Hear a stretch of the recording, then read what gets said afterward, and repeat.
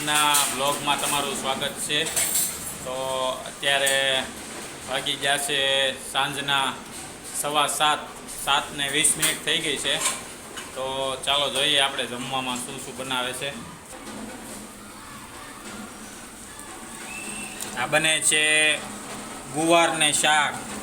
ગુવારનું શાક બને છે અને એમાં બટેકા પણ નાખ્યા છે. એટલે પરવાને શું છે, પરવાને અમારે બટેકા ભાવે, ગુવારનું શાક ઓછું ભાવે એટલે એના માટે બટેકા નાખવા પડે. અને આ બાજુ બને છે રોટલી. રોટલી બને છે, જો રોટલીનો લોટ બંધાય છે. અને તો આજ તો આપણે ખાવાનું છે, ગુવારનું શાક ખાવાનું છે આજે. અને પરવા ગયો છે અમારે ગણપતિ નીચે મૂક્યા છે, ત્યાં ઢોલકા વગાડવા ઢોલકો લઈ ગયો છે આજે. આ બાજુ રોટલીનો લોટ તૈયાર થઈ ગયો છે અને આ બાજુ મસાલા પડ્યા છે. આ બાજુ ગેસ ઉપર શાક મૂકેલું છે ને કુકર બંધ કરી દીધું હવે, એટલે શાક હમણાં થોડી વારમાં સડી જાય છે. તો આજે અમારે શનિવાર, એટલે શનિવાર હતો એટલે આખો દિવસ સવારે ખાધું ન હોય અને સાંજે ખાવ. બપોરે કાંઈક થોડું ઘણું ફરાળ કરી લઉં. અત્યારે રોટલી શાક ને એવું જમવાનું હોય એકટાણું. એટલે ફરાળ ક્યારેક ફરાળ બનાવું, ક્યારેક ઓલી ખીચડી આવે. આપણે કેવી ખીચડી આવે? ફરાળી ખીચડી આવે છે. શેની બને એ ખીચડી? સિંગ બટેકાની, મિત્રો સિંગ બટેકાની ખીચડી આવે. સિંગ બટેકાની ખીચડી ખાઓ ક્યારેક. ક્યારેક રોટલો ને એવું હાલે, શાક ને રોટલો ને એવું. લાડવા બપોરે બનાવ્યા હતા, તો આ લાડવા આજે અત્યારે આપણે ખાવાના છે સાંજે. ને આમાં શું છે, જો આ ભગવાનનો આજે ગણેશ ચતુર્થી હતી તો પ્રસાદી છે, ગણપતિ બાપાની પ્રસાદી પણ છે. એટલે મારે તો આજે શનિવાર છે એટલે કાંઈ ખવાય નહીં આજે. આ શીરો છે એટલે ન ખવાય, આપણે ઢાંકી દઈએ ને. અને આ છે લાડવા. તો લાડવા આપણે જમવા બેસીએ ત્યારે આપણે લાડવા ખાવાના છે, તો આપણે એને પણ ઢાંકી દઈએ, એમાં કંઈ પડે નહીં. એટલે જો આ બાજુ રોટલી બનવાનું ચાલુ થઈ ગયું છે, રોટલી વણવાનું. રોટલી બનાવવાનું ચાલુ થઈ ગયું છે. એટલે આપણે હવે 8 વાગે દરરોજ થાળી પડી જાય. 8 વાગે થાળી પડી જાય છે, કારણ કે આજે શું છે, ઉપવાસ હોય ને એટલે ભૂખ લાગી હોય વધુ. આજે શનિવાર રહ્યો એટલે ભૂખ વધુ લાગી હોય, એટલે આજે જમવાનું વહેલા થઈ જાય છે. જો રોટલી મૂકી છે, હવે રોટલી ગરમા ગરમ રોટલી બનવા મળી છે. અને એક બાજુ ગરમા ગરમ શાક પણ સડવા માંડ્યું છે. ફટાફટ રોટલી બનવા મળી છે.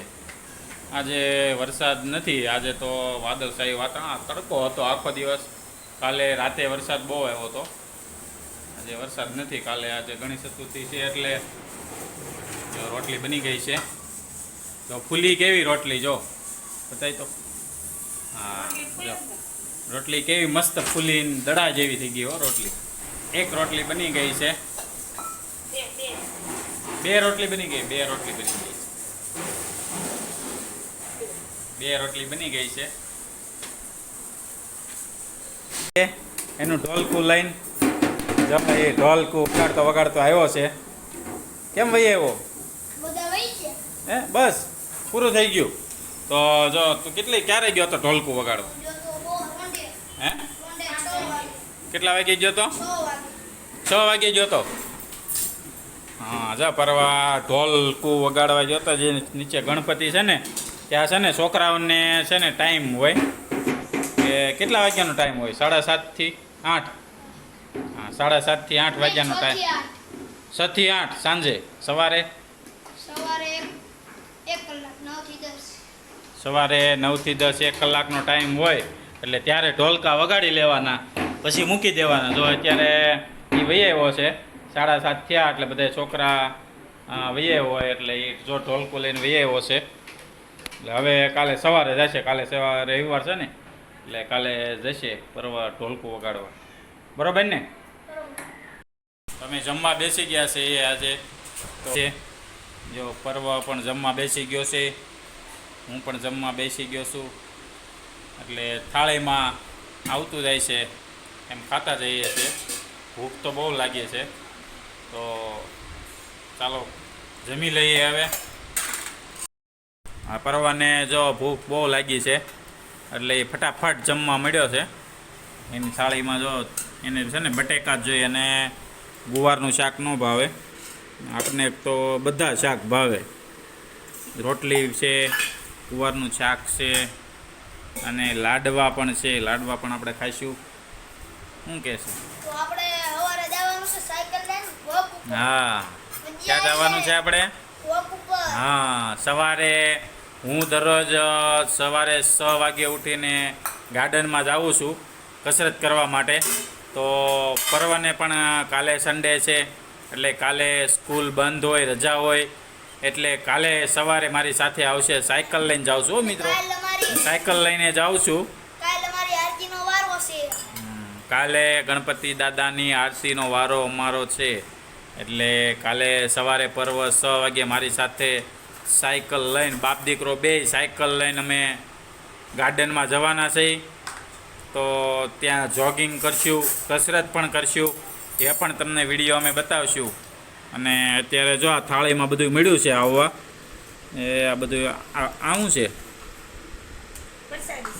આ ગણપતિ બાપાની પ્રસાદી છે, રવો. અને આ સંભારો છે, મારો ફેવરેટ સંભારો, કોબી અને મરચાંનો. અને આ ગણપતિ બાપાનો આપણો લાડવો છે મસ્તીનો. તો લાડવો ખાઈશું અત્યારે. રોટલી છે, દૂધ છે અને શાક છે. પર્વ તો કેમ લાડવા નથી ખાતો ભાઈ? બપોરે કેટલા દાદા જો એ છે ને આપણે ઘરે લાડવા બનાવ્યા હોય ને ઘરે, એ લાડવા ન ખાતા. પછી આપણે ગણપતિ જ્યાં બેસાડે ત્યાં બધા ધરવા આવે ને, એ લાડવા એણે ખાધા. એટલે એ લાડવા ખાધા એનો મતલબ શું ભાઈ? મતલબ ને દરવેલા ભગવાનને દરવેલા હોય ને એટલે ખાવાની ગરમા ગરમ મજા આવે. હા, એ કે ધરવેલા લાડવા હોય ને ભગવાનને, એ ખવાય તો મજા આવે ખાવાની. એટલે બપોરે એણે એ લાડવા ખાધા હતા. તો અત્યારે જો એની થાળીમાં લાડવો છે નહીં, બરોબર છે? શું કહેશો? આ એની મમ્મી કાંઈ કહે છે કે ઘરે ગણપતિમાં જાયરા નહોતા લાડવા, એ કે ત્યાં મને ધરવા આવે ને બીજાના ઘરના, એ મજા આવે જમવાની લાડવા. બધા અલગ અલગ લાડવા. એ કેટલા લાડવા ખાઈ ગયો તું? 10 લાડવા. 10 જા ને હવે ભાઈ, આટીને લ્યો પૂછ્યા હોય. એટલા બધા થોડા એક લાડુ હોય નહીં ખાતો હોય. પૂછ્યા હોય. પૂછવા ન જવાનું હોય, કારણ કે 1 કે 2 લાડવા ખાતા હોય, બીજું શું ખાવાનું હોય? હું ખાધું હોય? હા, થોડી થોડી પ્રસાદી આપી હોય, એ ખાધી હોય પરવાએ. ના પ્રસાદીનું આવડું મોટું બોક્સ હોય. બોક્સનો તપેલી હોય ને, હા, એમાં નાખેલા હોય, એમાં લઈને ખાવાનું. તો પરવા એમ કહે છે કે હું છે ને 10 લાડવા ખાઈ ગયો. તો તમે કહેજો કે આ સાચું છે કે ખોટું? 10 લાડવા ન ખાતા, કારણ કે ઘરે એકેય લાડવો ખાતો નથી. હવે કે હું 10 લાડવા ખાઈ ગયો. ઘરે પણ ગણપતિને જાર્યા હતા, ઘરે એક લાડવો નથી ખાતો. તો અત્યારે એની થાળીમાં લાડવો નથી. જો અત્યારે પણ એની થાળીમાં લાડવો નથી. મને બતાવો. એ ત્યાં ગણપતિ પાસે હતો ને ત્યાં લાડવા ખાઈને આવ્યો છે, એટલે હું નહીં ખાય. જો જમવા બેસી ગયા છે અમે. અત્યારે લાડવો ખાઈને આવ્યો નીચે. હું ખાઈને આવ્યો? લાડવો. અત્યારે લાડવો ખાઈને આવ્યો પ્રસાદીનો. તમારે આટલું લાવ્યો કે નહીં પ્રસાદી? ઉપર ન લાવવા દે. જો ન લાવવા દે કેમ? થોડા લાવવા દે. કેમ, એમાં શું વાંધો? હમ. ચાલો હવે આજનો આ બ્લોગ, જો મિત્રો તમને અમારા બ્લોગ હવે આવશે, તો આ પહેલો બ્લોગ હતો અમારો. જો અમારા બ્લોગ તમને ગમે તો લાઈક, કોમેન્ટ અને શેર કરજો અમારો બ્લોગ. Thank you.